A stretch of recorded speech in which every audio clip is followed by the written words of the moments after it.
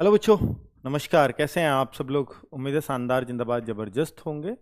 SSC CPO की expected cut off कल 9 तारीख को आने वाली थी, किसी कारणवश नहीं आ पाई, इसलिए आज सुबह सुबह हाजिर हूँ आप सब लोगों के सामने। कुछ एनालिसिस किया है जिसकी वजह से जो भी ये आंकड़े होंगे आपके गूगल फॉर्म के अकॉर्डिंग होंगे। 9,903 बच्चों का हमें गूगल फॉर्म मिला, जिसमें कुछ डुप्लीकेसी थी क्योंकि हमने कुछ का मोबाइल नंबर बाद में ऐड ऑन कराया है उसमें। तो कुछ ने डबल फॉर्म भरे थे, वो हमने हटाए हैं। और साथ में बचे कुछ बच्चों ने फेक नंबर भी डाले हुए थे, वो भी हमने अपने स्तर से हटाने की कोशिश की है। हमने 60 से और 180 के बीच के मार्क्स को जेन्युइन माना है। ठीक है, उसमें 180 से ऊपर हम नहीं मानते कि किसी के आए होंगे, क्योंकि कुछ ने 200/200 भी भर रखे थे, तो हमने वो फेक ही समझे हैं। और किसी ने 60 से कम भर रखे हैं, तो फिर उनका भी कोई अर्थ नहीं है किसी एनालिसिस में। चलो तो अभी मैं आपको बता देता हूं बच्चों कि जो वैकेंसीज हैं वो तो बिल्कुल सबको क्रिस्टल क्लियर ही हैं। ये दिल्ली पुलिस में सब इंस्पेक्टर की कितनी वैकेंसी हैं, 125 लड़कों की हैं, यानी मेल की हैं, और 61 फीमेल की हैं। 125 मेल, 61 फीमेल, तो ये ऑलमोस्ट यही आंकड़ा रहता है, 180 के आसपास ही ये वैकेंसीज होती हैं। पिछली बार शायद इससे भी कम थी। अब अगर मैं बोलूं कि टोटल एसएससी सीपीओ में कितनी वैकेंसी हैं, इन्हें सीएपीएफ वैकेंसी बोला जाता है दिल्ली पुलिस को, अगर मैं इसमें से निकाल दूं तो सीएपीएफ में 4001 प्लस उन वैकेंसीज को मिलाकर के तो टोटल जो वैकेंसीज बनती हैं वो 4187 वैकेंसीज बनती है आई थिंक। तो लगभग 4200 वैकेंसी हो चुकी हैं, ऐसा हम मान सकते हैं। ठीक है, अभी मैं थोड़ा सा आपको ये भी बता दूं कि भाई नॉर्मलाइजेशन में क्या फर्क पड़ने वाला है किस शिफ्ट में, तो प्लीज वो भी देखेंगे कि 29 जून की शिफ्ट, क्योंकि मैंने ये हार्डेस्ट रैंक दी है, तो सबसे जो हार्ड शिफ्ट लगी है आपके डेटा के अनुसार वो नंबर 1 रैंक उसको दिया है। तो 29 जून की थर्ड शिफ्ट सबसे हार्डेस्ट शिफ्ट है, हार्ड शिफ्ट है। तो 114.15 ही उसका एवरेज बन रहा है, जिसमें सबसे ज़्यादा नॉर्मलाइजेशन जाना चाहिए। 6.66 का नॉर्मलाइजेशन इनको मिलना चाहिए। और जो सबसे, अगर मैं बोलूं सबसे आसान शिफ्ट, या जिसको हमने बिल्कुल ये माना है कि इन सब के मुकाबले सबसे आसान है, 28 जून की फर्स्ट शिफ्ट, जिसका एवरेज स्कोर आ रहा है 120.81। हमेशा यह देखा गया है कि जिसमें जो सबसे आसान शिफ्ट है उसमें बच्चों का डेटा भी ज़्यादा आता है, क्योंकि उन बच्चों को ज़्यादा उम्मीद होती है कि मेरा बहुत अच्छा मार्क्स गया है, बहुत अच्छा पेपर गया है, इसलिए वो बढ़ चढ़ के डेटा में भी हिस्सा लेते हैं। तो आप देख सकते हैं कि इनका डेटा भी ज़्यादा आया है बाकी शिफ्टों के मुकाबले। और जो सबसे हार्ड शिफ्ट होती है वो थोड़े से डिमोटिवेटेड रहते हैं बच्चे, तो एक ये भी देख सकते हो आप, उनका डेटा भी कम आया है, 740 बच्चों का जो सबसे कम है। ठीक है, क्लियर बच्चों। तो ये आप देख सकते हैं कि नॉर्मलाइजेशन में जो इस बार फायदा होना चाहिए वो इतने इतने मार्क्स का इन शिफ्टों में होना चाहिए, जो और बार से कम है। क्योंकि हर बार ये देखा गया है टीयर 1 में कि 9-10 नंबर का नॉर्मलाइजेशन मिलता ही मिलता था। इस बार जो मैक्सिमम नॉर्मलाइजेशन है वो 6-7 नंबर का मिलेगा। तो जाहिर सी बात है कि 2-3 नंबर का कट ऑफ पे इस बात से भी फर्क पड़ेगा, और बार से कम रहेगी, क्योंकि इस बार नॉर्मलाइजेशन का जो एक्स्ट्रा फायदा होता था 9-10 का, वो इस बार 6-7 का है।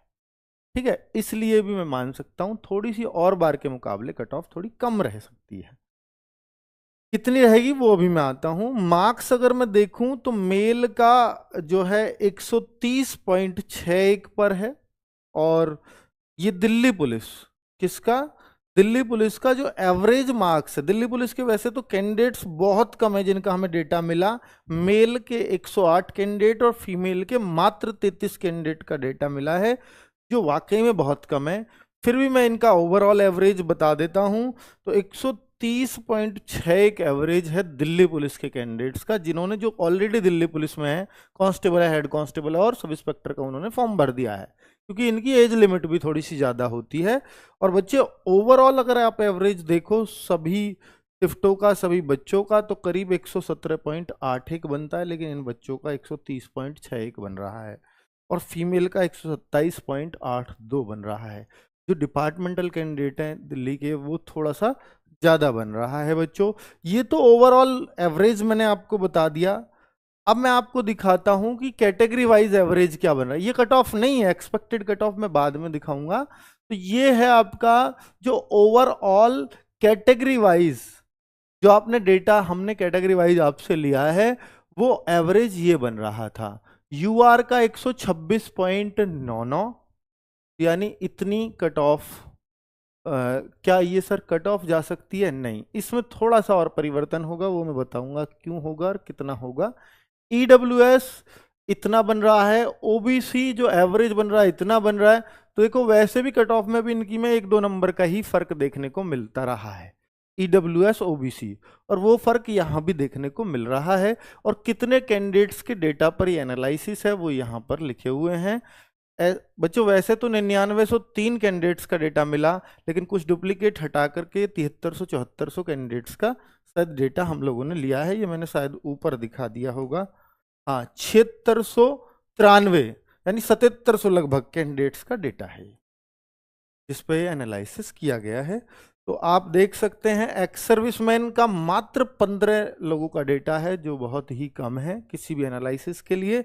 अब आप कहेंगे कि सर इनका भी एवरेज इतना ज़्यादा है, तो इनके एवरेज पे मत जाइए, क्योंकि इनमें जो बहुत अच्छा पढ़ने वाले लोग हैं शायद वही यूट्यूब के टच में होते हैं, बाकी लोग नहीं होते हैं, इसलिए उन लोगों ने डेटा भी नहीं दिया और वो टच में भी नहीं है। तो ये जो कट ऑफ है ये तो 40-42 के इर्द गिर्द ही घूमने वाली है, ठीक है। इस पे मत जाना इनके एवरेज पर, क्योंकि यहाँ जो एक्स्ट्रा टैलेंटेड लोग हैं वही डेटा देते हैं, मैं ऐसा मानता हूँ। एससी की इतनी और एसटी के जो है इतने कैंडिडेट्स ने अपना मतलब एवरेज दिखाया है, और ये दोनों कट ऑफ भी मैं ये मानता हूँ कि एवरेज से बिलो जाएंगी। और अगर मैं फीमेल की बात करूं तो फीमेल का जो ये है कि एवरेज वो ये आ रहा है जो मेल से कम है, लेकिन कट ऑफ इनकी फिर भी मेल से ज्यादा जाती है। उसका कारण है कि 368 वैकेंसी हैं फीमेल्स की, 368 वैकेंसी, जबकि टोटल 4197 है या 87 जो भी है, इतनी टोटल वैकेंसीज हैं। उनका ये 10% भी नहीं है। अगर इनको देखेंगे तो ये 9%, 8-9% के आसपास वैकेंसीज बनती हैं, जबकि जो डेटा दिया है लड़कियों ने ये करीब 15% लड़कियों का डेटा आया है। तो आप ये मान सकते हो कि वैकेंसी इसके मुकाबले बहुत कम है, इस वजह से इनकी कट ऑफ काफ़ी हाई जाती है, क्योंकि ये 9% वैकेंसी है और यहाँ लड़कियां 15% से ज़्यादा हैं जिन पे एनालिसिस हुआ है। तो आप ये मान के चलो कि लड़कियों की कट ऑफ तो इस बार भी ज़्यादा जाएगी। अब मैं आपको ये भी बता दूं कि कितने लोग कितने मार्क्स से ऊपर हैं। तो 120 प्लस 3746 बच्चे मिले इस डेटा में, 130 प्लस 2244 बच्चे मिले। ये 3746 में ये 2244 ऑलरेडी इंक्लूड है, कभी सोचो ये अलग नहीं। जैसे 160 प्लस है 212, तो 212 सब में इंक्लूड है, क्योंकि जो 160 प्लस है वो 130 प्लस भी तो है, तो यहाँ भी हो रहा है। 140 प्लस टोटल कैंडिडेट्स इस डेटा में 1096 मिले, जो बहुत ही चौंकाने वाला नंबर है।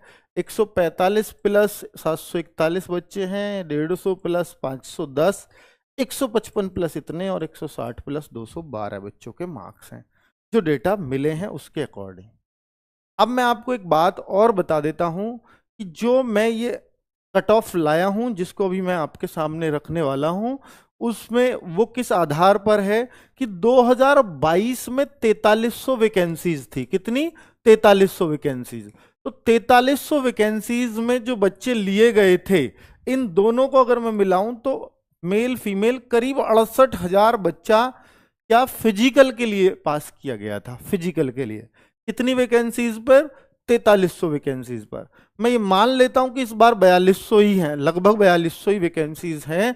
तो अब भी तो 2-4 हजार इसमें से कम, तो करीब 65,000 के आसपास मेल फीमेल मिलाकर के फिजिकल के लिए अगर बच्चा पास किया गया तो कितनी कट ऑफ जाएगी? मैं 65,000 के आसपास बच्चे मान रहा हूं। तो ये कितनी कट ऑफ जानी चाहिए उस हिसाब से दिखाया है। जो मैंने बोला था कि भाई फीमेल की जो कट ऑफ है थोड़ी हाई जाती है, वो इसलिए क्योंकि जो डेटा है, जो लड़कियां हैं वो ज़्यादा हैं और वैकेंसी उस हिसाब से उतनी है नहीं। ठीक है, क्योंकि यहाँ डेटा ज़्यादा लड़कियां दे रही हैं लड़कों के मुकाबले, मतलब 15% ही है पर वैकेंसी 9% है। इस वजह से हम कह सकते हैं कि लड़कियों का कंपटीशन थोड़ा सा ज़्यादा है यहाँ पर देखने को। ये है वो मेल की एक्सपेक्टेड कट ऑफ जो यहाँ पर जानी चाहिए। यूआर कैंडिडेट करीब 129 ±3 तो आप करके चलिएगा ही, क्योंकि कोई आकाशवाणी तो ये नहीं हो रही कि बिल्कुल एग्जैक्ट जाएगा। फिर भी देखो एक्सपेक्टेड ही है, चाहे हम कितने भी आंकड़ों के साथ आए हों। और EWS 119, OBC 118, SC मेरे को लगता है कि 95 से ऊपर नहीं जानी चाहिए, और ST 92-93 के आसपास ही रुक जानी चाहिए। एक्स सर्विसमैन मैं मानता हूं 40-42 ही जाएगी, इससे ज्यादा नहीं जाएगी। ठीक है, तो ये मेरा अपना एक्सपेक्टेड आंकड़ा है। बाकी रिजल्ट बहुत जल्द इसका देखने को मिलेगा।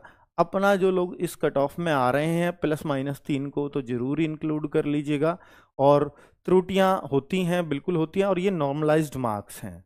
नॉर्मलाइजेशन के बाद ये कट ऑफ जो जाएगी वो ये जानी चाहिए कि नॉर्मलाइजेशन का जो फायदा है इस बार और बार के मुकाबले थोड़ा कम है, इसलिए मैंने उस चीज को भी ध्यान में रख करके कट ऑफ लगाई है। ठीक है, तो बाकी बच्चे वक्त बताएगा, और फिलहाल आप अपने फिजिकल की तैयारी जरूर करते रहें। अगर इसमें से -3 भी हैं तो भी जरूर करें। ठीक है, ओके बच्चों, नमस्कार, धन्यवाद।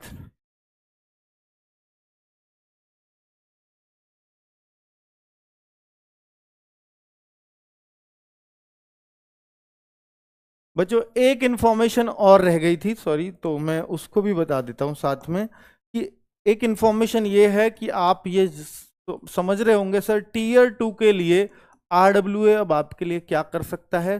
तो निश्चित तौर पर पिछली बार भी CPO में RW से बहुत सारे सिलेक्शंस हुए थे, तो मैं फिर बोल रहा हूं कि ये जो है इंग्लिश का ही पेपर होता है। फिजिकल तो आपको अपनी मेहनत से ही करना होगा, लेकिन इंग्लिश के लिए मैं आप सब लोगों के लिए इसी जो गूगल डेटा लिया है, इसी से एक टैलेंट ग्रुप बनाने वाला हूं, जिसका नाम हो सकता है CPO Tier 2 स्ट्रेटजी ग्रुप। ठीक है, तो ये व्हाट्सएप पे बनेगा, लड़कों का अलग लड़कियों का अलग।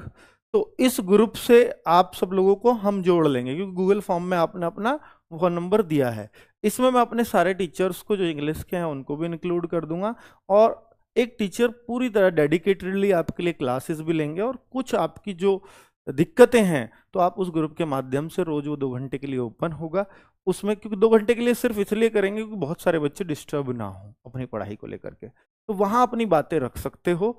और हम उसमें चूंकि अच्छे ही बच्चे होंगे सारे, तो आपके जो इनपुट्स निकल के आएंगे, जो आपकी डिमांड उसके थ्रू होंगी, वो सब हम आपको यूट्यूब पे या बैच में जहां भी पॉसिबल होगा जरूर आपकी तैयारी कराएंगे। यूट्यूब पे ही कराएंगे मोस्ट प्रोबेबली। ठीक है बच्चों, नमस्कार, धन्यवाद।